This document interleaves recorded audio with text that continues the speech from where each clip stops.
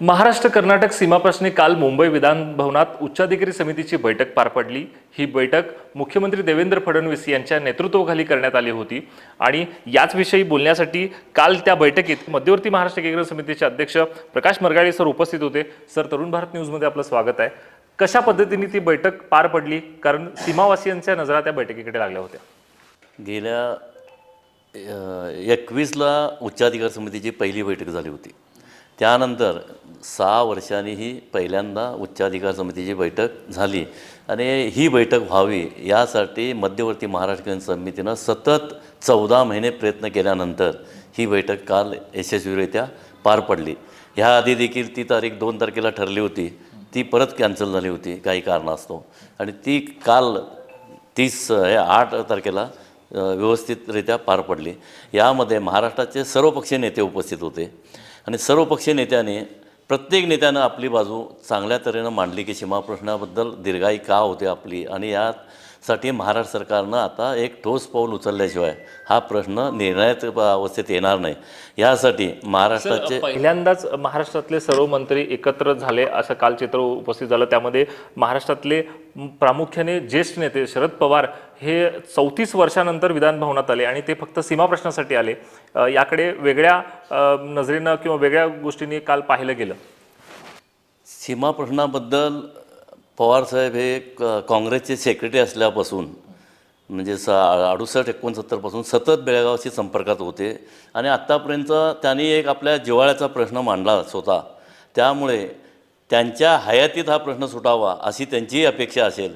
त्या दृष्टिकोनातून ते काल मिटिंगला जवळ 34 वर्षानंतर विधिमंडळात हजर झाले आणि त्यांनी मुख्यमंत्र्यांना काही सूचना केल्या आणि मुख्यमंत्र्यांची त्यांची बैठक होती।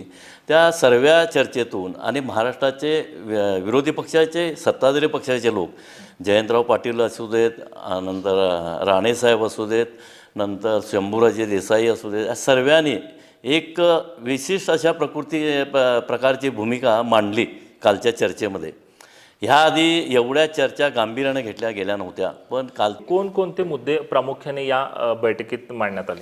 महत्त्वाचे म्हणजे ही जी आमची केस 2017 नंतर चालली नाही, कर्नाटक आणि महाराष्ट्राचे जजेस आल्यामुळे ती पेंडिंग होती।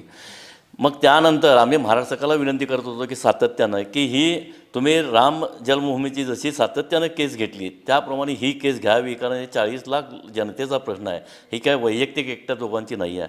त्यासाठी महाराष्ट्र सरकारनं एक ॲप्लिकेशन घालावं कोर्टात अर्ज की ही सुनावणी सातत्यानं घेऊन हा प्रश्न निकालात काढावा। यासाठी आम्ही गेली 2 वर्ष सतत महाराष्ट्राचा पाठपुरावा करत होतो आणि परवा 1-1.5 महिन्यापूर्वी एक असा अनुभव आला आम्हाला। एक महाराष्ट्र एकीकरण समितीच्या कार्यकर्त्यांनं सुप्रीम कोर्टाला एक पत्र लिहिलं होतं आणि त्या पत्रामध्ये सुप्रीम कोर्टानं असं आम्हाला उत्तर दिलं की ज्यांनी दावा केलेत तेच लोक हे अर्ज देऊ शकतात केस सुनावणीसाठी घ्या म्हणून, बाकीच्यांना अधिकार नाही।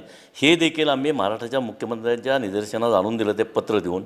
त्यावेळी असं ठरलं की त्या शिवाजीराव जाधव ॲडव्होकेट रेकॉर्ड आमचे होते की मग यावेळी महाराष्ट्र सरकारनं स्वतः अर्ज या ठिकाणी घालायचा सुनावणी लवकर घ्या म्हणून। तो त्यासंबंधी शिवाजीराव जाधवांना त्यांनी हे एक इन्फॉर्मेशन दिलेलं आहे।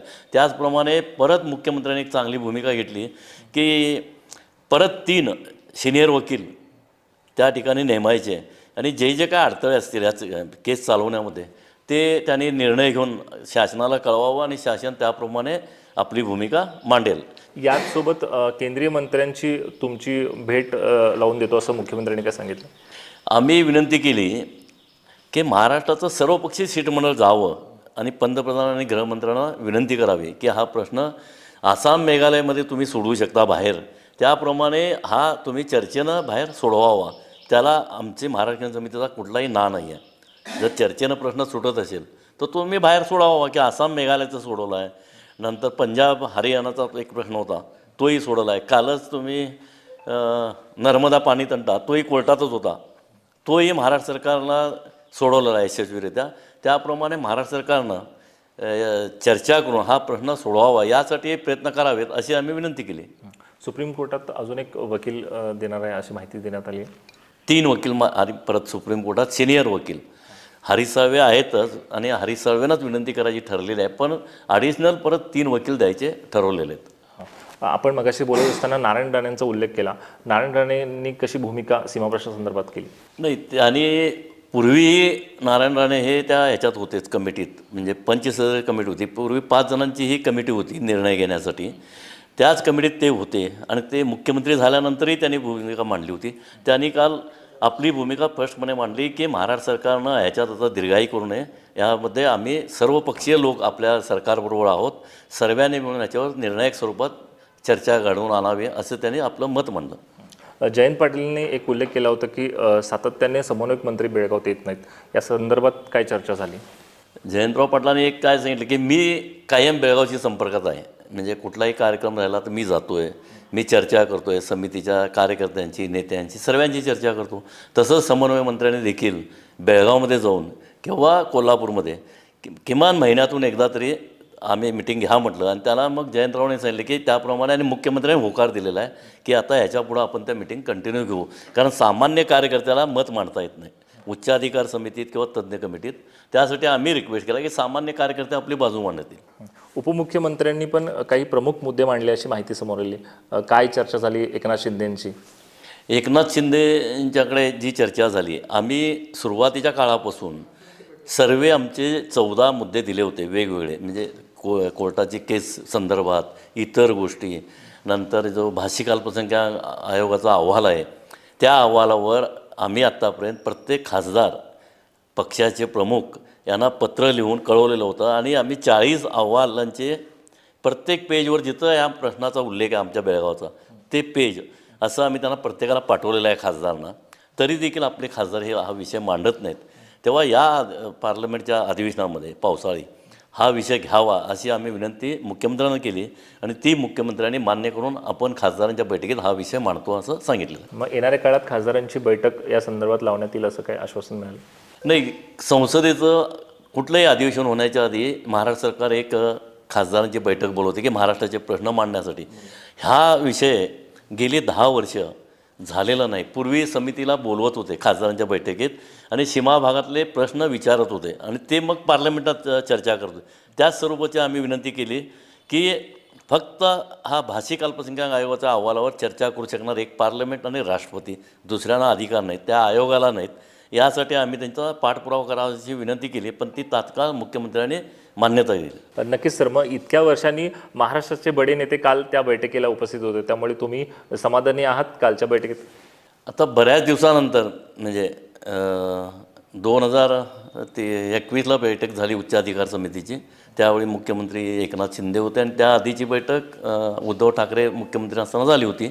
पण कालची बैठकीत जे काय झालं ते समाधानकारक झालेलं आहे, कारण प्रत्येक मंत्र्याला म्हणजे विरोधी पक्षाच्या आणि सत्ता आहे की हा आता प्रश्न आपण घाईनं सोडवला पाहिजेत. या संदर्भात प्रत्येकाची भूमिका चांगली होती. आम्ही परवा कोल्हापूरचं उदाहरण देखील सांगितलं की आम्हाला म्हणजे इथं अटक केलं गेलं.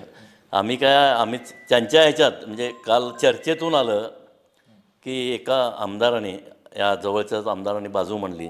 त्यावेळी त्यांना असं सांगितलं गेलं म्हणे की अमित शहावर शाई मारणार आहेत, आणखीन घोषणा देऊन गोंधळ घालणार आहेत. आम्ही म्हटलं असा कुठलाही आमचं हे नव्हतं. आम्ही रीतसर कोल्हापूरला पत्र दिलं होतं की आम्हाला परमिशन द्या म्हणून. त्या कलेक्टरनं आम्हाला जर कळवलं असतं की परमिशन मिळणार नाही, मग आम्ही गेलो नसतो. पण इथं आम्हाला अडवून आमचा अपमान केला आहे म्हटलं आणि 70 वर्ष चळवळीचा अपमान झाला आहे म्हटलं हे अडवून. नक्कीच.